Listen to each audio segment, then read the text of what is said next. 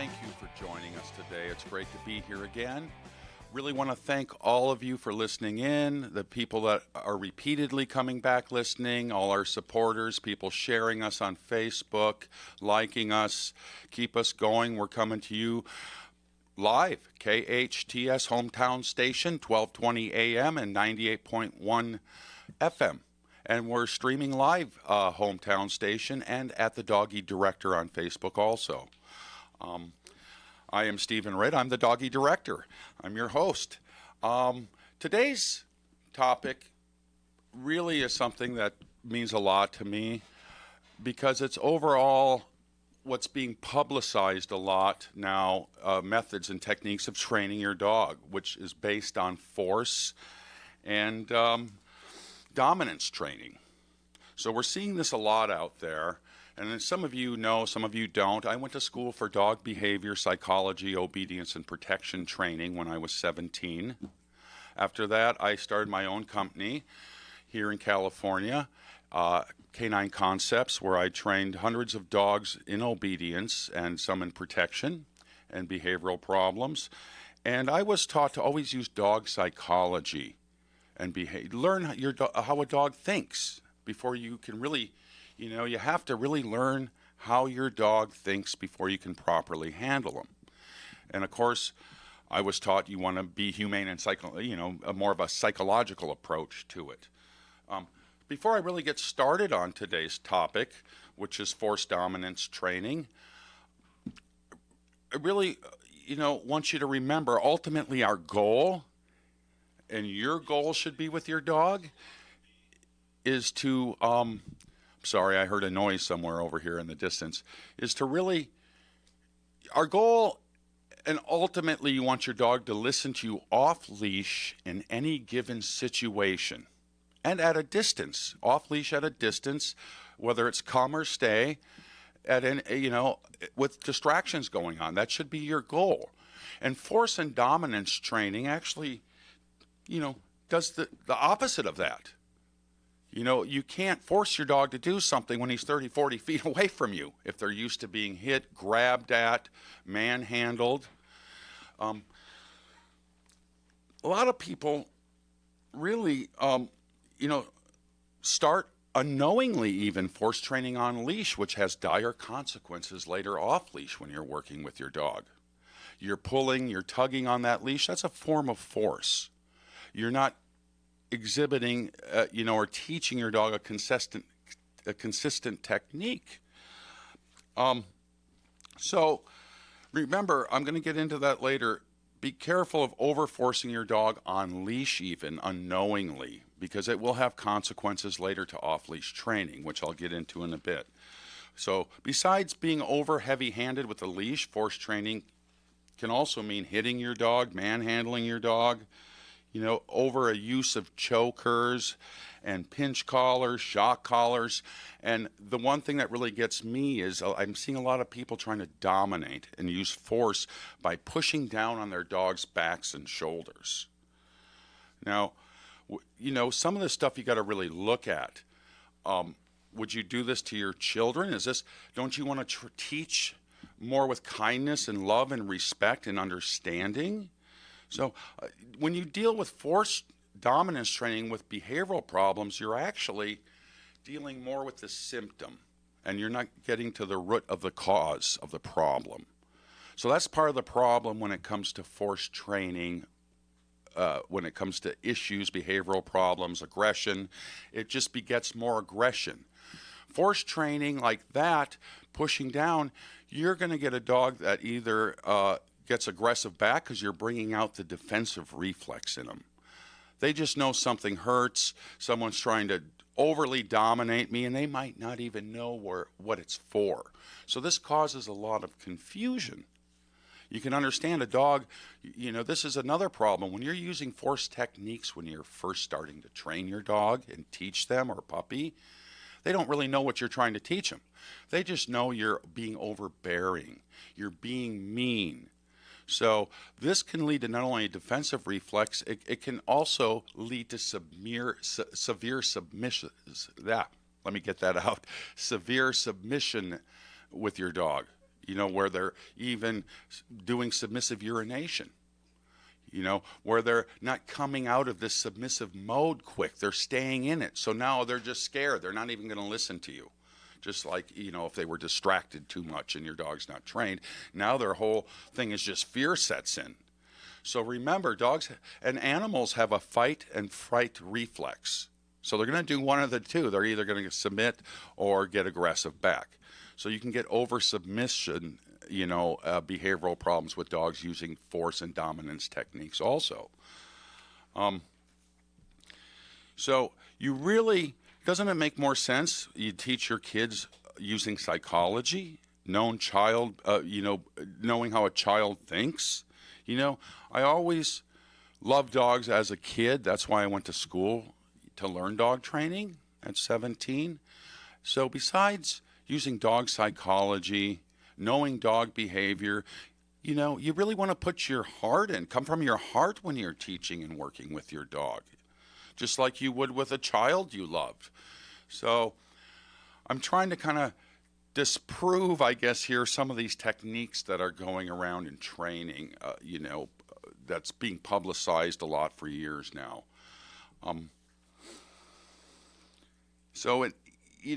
Especially in the beginning, if your dog doesn't understand why you're punishing, why you're correcting, why you're being overbearing, that's not teaching. In your dog's mind, you're just being a big meanie, okay?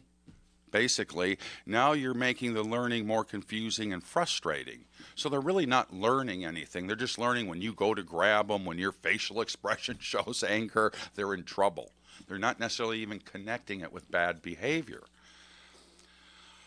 So I know some of you want to get back to the beginning about on leash, and this is what I'm going to help you with today, is to realize things about being over dominant with your dog on leash, using forceful tactics on leash. Some of you have a lot of good intentions. You're just watching and seeing and hearing about different training techniques. So think about it a second. If you're forcing your dog to do things on leash by a lot of excessive correcting, jerking, pulling, tugging, what do you start teaching your dog right away? You teach them, long as I'm on leash, I have to do this. But when I'm off leash, I don't have to. So you're making them very aware of the difference of being on and off leash. So this is what I was saying leads to problems later. You're not going in the right direction of getting your dog off leash trained by this technique of lots of force and dominance. So you should always use your leash very carefully. Always keep plenty of slack in your leash. And don't start tugging and jerking your dog without saying anything, which is what most people do a lot. It's a habit. So you have to remember, off leash, you can't transmit these tugs. You can't transmit this force, because now they're so aware of, you're like a puppet master. Long as the string's connected, you can control your dog. As soon as the string's cut, the leash is off, they're a distance, and it's like almost like they're, lifting up their hairy little paw and giving you a toe. Ha-ha, you can't reach me. So you don't want that attitude to start in your dog, because it gets to be where you almost want to start with a green dog, open-minded about learning and his association with commands, and that it's not something that's horrible or you can't correct me unless I'm on leash. So a lot of times dogs have been so over-dominated, puppies on a leash, and it's so artificial. They're, being called their name the same time they're jerked away from things. You're just so forceful on this leash, and they're so aware of when they're off leash. Their total idea now of when they're off leash is, this is great, I don't have to do it, you can't get me. So that's a horrible thing, mindset for your dog to get into right away in training. I hope you'll stay with us. Lots more coming up. I hope this is giving you some insight into why you don't want to use force tactics, dominant tactics in your training and methods. Stay with us. I'm the Doggie Director, and I'll be right back. Thank you for staying with us. Your hometown station, KHTS. Daily Imprints is the premier one-stop shop for custom embroidery, screen printing, and promotional products in the Santa Clarita Valley. Owners Joe and Dana have provided KHTS with quality embroidered company shirts for over 3 years. If it's new business cards or promotional products you need to enhance your image, Daily Imprints is the choice for you. Located on Lyons Avenue, stop by or call today, 661-678-0508. Men, are you feeling tired, stressed, or just don't have the energy you used to? Did you know this could be related to decreased testosterone levels? Luckily, there's a safe, effective solution. Weeder Prime helps support healthy testosterone levels with clinically tested key ingredients. Just 2 capsules of Weeder Prime each day can help change your mood, energy, focus, body fat, and lean muscle. Feel the way you felt 10, 20, even 30 years ago. Rediscover your Prime with Weeder Prime. To find a retailer near you, visit WeederPrime.com. That's WEIDER Prime.com. Santa Clarita Valley residents now have greater access to the excellent physicians and high-quality medical services for which Providence Holy Cross is known. Providence Holy Cross Health Center in Santa Clarita features state-of-the-art cancer and imaging technologies, as well as board-certified physicians in a variety of medical specialties. Quality and compassion from a healthcare provider you can depend on. For more information, call 1-888-HEALING or visit us at providence.org. The Santa Clarita Artists Association has a new gallery in downtown Newhall on 6th Street between Main and Railroad, right across from the Canyon Theater Guild. The gallery features our members' paintings, sculptures, and one-of-a-kind handcrafted gift items. Whether you're an art lover, buyer, or an artist wishing to join, visit our website at santaclaritaartist.org, come to our free monthly meetings at Barnes & Noble, or stop by the gallery. For upcoming events and exhibits, check us out at santaclaritaartist.org. We make visual art visible. With Facey Medical Group, good health is within your reach. Our doctors provide Santa Clarita's finest primary and specialist care at 4 convenient Santa Clarita locations. If you're looking for connected, convenient, personal care, there's no better place. We accept most health insurance, including plans offered through Covered California. Call 1-844-MY-FACEY for more information or to schedule an appointment.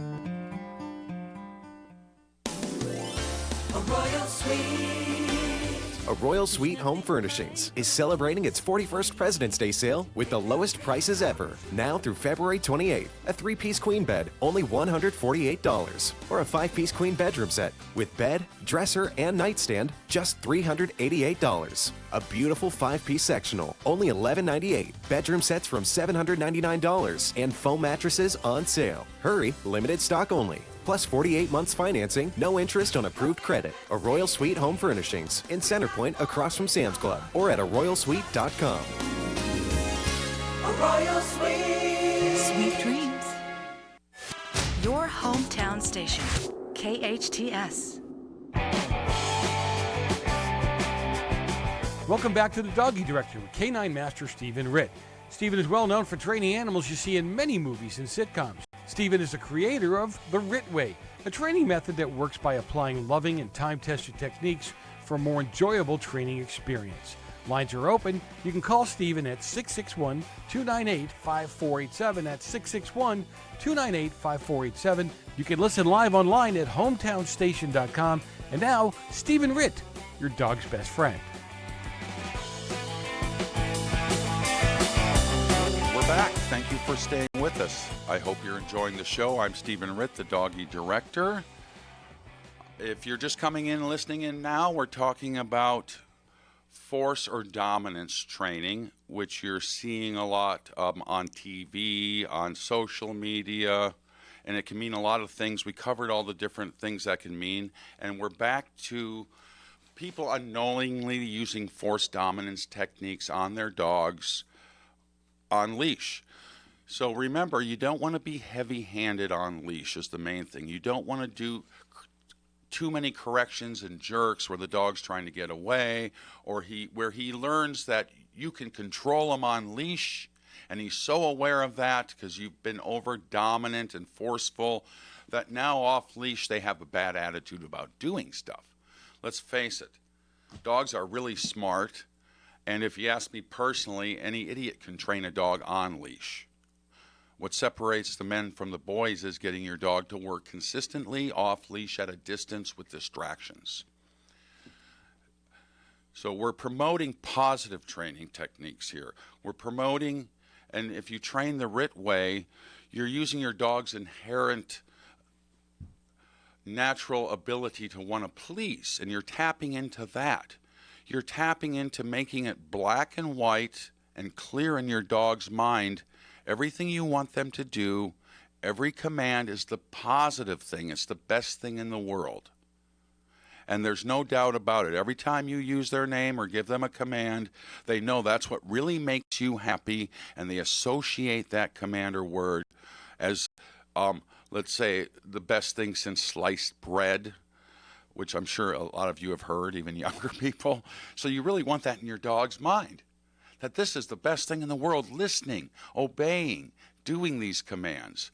So if you're really sloppy on leash, you're jerking your dog, using their name, you're jerking on the commands, you're jerking and pulling without saying anything, as I mentioned before, you really can't transmit these silent jerks and pulls off leash. The dog's not hearing anything.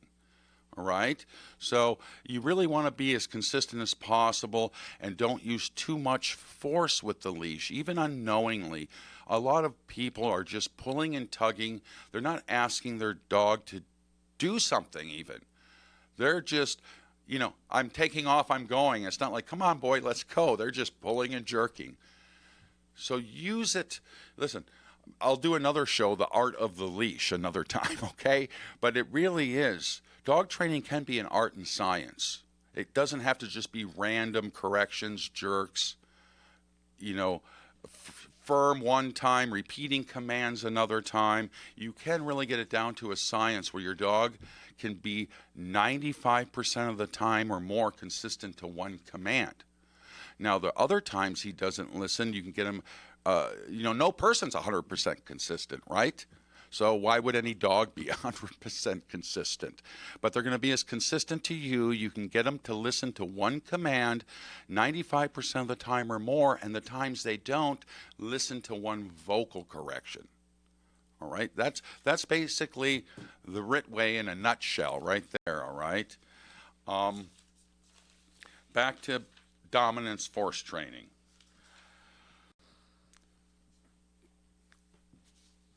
So by being dominant on leash and forceful, they learn you can't get them when they're at a distance, right?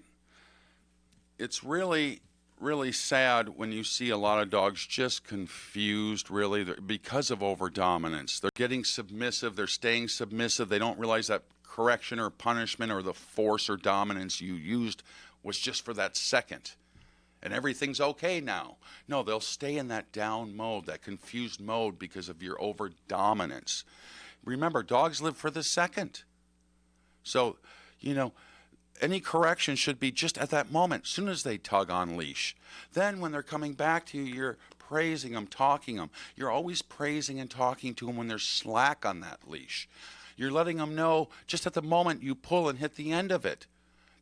They're correcting themselves, basically. Then you're backing up, you're praising, coaxing them, teaching them. Being on leash, hanging out with you, coming towards you is really, really good. Always keep the slack. It's really good to keep the slack, just as if they were off leash. So you never have, people tell me their dog heels, and they have their hand 2 feet, a foot from the collar on the leash.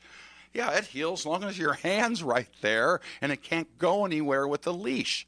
That's like a force heel. You're forcing the dog. They have no choice but to be heeling. So a proper heel would be with all the slack in the world, even draped behind you before you even go off leash, draped in front of you over your legs. They have the opportunity to go away, but they choose to make the right decision and be by your side. And then, of course, through proper training, you're going to teach them as soon as they go and pull on the leash, they're going to correct themselves. You're going to give them a little vocal correction. Then when they're back to your side, you're going to praise them. So it's not about force. It's about setting your dog up to make a decision and to make the right decision, instead of forcing, manipulating with your hands, your body, pushing, forcing them on leash by a tight leash. That's not real training. Like I said before we left for the break, any idiot can train a dog. They're really smart. On leash, I can teach a child to train a dog. That's how easy it is. With slack, with the dog understanding all the commands are positive, and they know they have the rest of the leash to go on, but they choose not to. I see people telling me their dog's off leash trained and they still have pinch collars on it. They're still jerking it up with choke chains while it's on leash. Your dog isn't off leash trained if you're still having to be a puppeteer on leash, okay? Are you getting where I'm going with this now? It's really, really important not to believe everything you see on social media or TV about training techniques. It's really sad that in a lot of ways, a lot of training has been set back. Not everybody has a formal education. Now, I started doing private training. I worked for the school. I was employed Greater Phoenix Dog Training Academy when I was 17.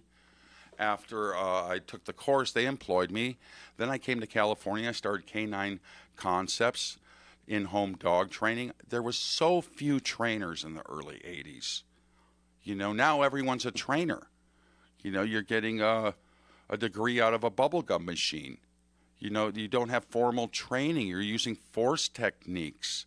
You're using techniques that were outdated. It kind of reminds me of the old school, hey, your dog, on the farm, your dog's attacking chickens. You tie the chicken around their neck. I don't know how many of you are old and have heard of that, but that's what people used to do.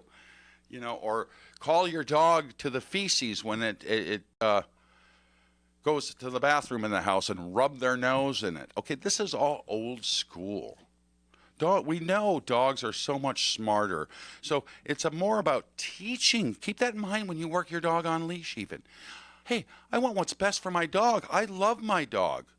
I'm going to, use more of a psychological approach. I'm going to use rational thinking instead of just what I've heard, just what I've seen. I want my dog to like learning. I love my dog. Some of these force techniques, shock collars, pinch collars, pushing down on dogs, you can physically hurt your dog doing these things. And like I said earlier before the break, you can create a defensive reflex in your dog. Or you can get them so confused and submissive, they're not in any state of mind to even listen to commands afterwards. And another show will be, I just decided I'll do one teaching you all the difference between punishment and correction. There's a huge difference, and we can do a whole show on that. So you want to correct your dog, and like I said earlier, dogs think for the second. A correction should be no more than boom, just for that second. Oh, you're jumping on someone? They're on leash? Hey, give them one little downwards. They're back on the ground where you want them. Praise them. Good. Draw them into you. Get their focus and attention back into you a little. They go back, get them understanding. As soon as I start to jump up on someone, I get one correction. I hear one and that's all it takes. Now I'm on the ground, I get praise. Right, so that's part of the difference between command and correction right there. Besides showing them what they're doing wrong, you're instantly showing them what they're doing right. It's positive and negative reinforcement to the max, to the extreme. I hope this has helped you today. I hope, I try to come up with stuff that's interesting, a little more complex than, mixed in with specific behavioral problems. We're getting in there to help people with certain behavioral problems in the archive so people can always look back that might be dealing with housebreaking, chewing, jumping on people. We'll be teaching the come on video soon. So I hope you'll keep supporting us, keep sharing us on Facebook, keep listening here at KHTS Hometown Station, 1220 AM, 98.1 FM also now. It's really good to be here. A lot of good people here behind it, lots of charity work, nonprofit work locally. I'm so proud to be on KHTS. Remember, everybody, use some psychology, use some kindness. Come from your heart when working with your dog or puppy. I hope you'll join us again next week at 11 a.m. on Saturdays for more of the Doggie Director. Thank you again. God bless everyone, Listen and to give your dog a Stephen pat Ritt, for the me. Doggie Director. You can find Stephen every Saturday morning at 11 a.m. right here on KHTS, your home